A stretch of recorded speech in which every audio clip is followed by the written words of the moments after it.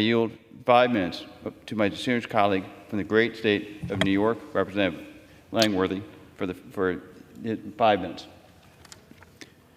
Thank you very much, Mr. Speaker. Thank you to the gentleman from New Jersey for yielding the time.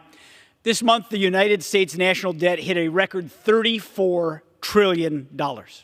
In fiscal year 2023 alone, the United States owed $659 billion in interest on this debt, and you could expect that number to be much higher this year.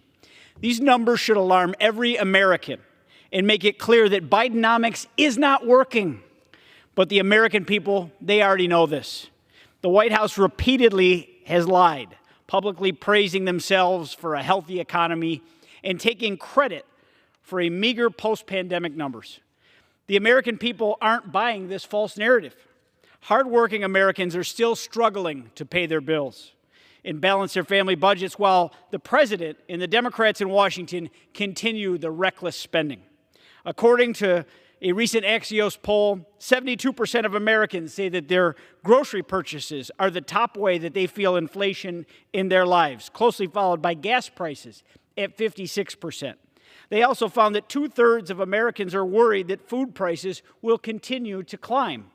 I want to remind President Biden and my colleagues on the other side of the aisle that when you pass bloated spending packages that include Green New Deal funding, or money to build a new park named for Nancy Pelosi, or funding for gender programs in Pakistan, this isn't monopoly money that you're playing with. You're spending the hard-earned tax dollars of people who wake up every day, who go to work so that they can provide for their families.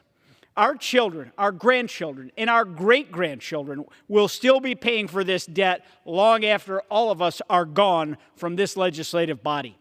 This kind of spending must end. We must reverse course now to secure our nation's financial future. And that's why House Republicans have been focused on cutting federal spending. That's why we work to avoid a $1 trillion Christmas omnibus. And that's why we're going to keep fighting to put this country back on the right track. And with that, I yield back. Thank you. I yield 5 minutes to my distinguished colleague from the great state of Maryland,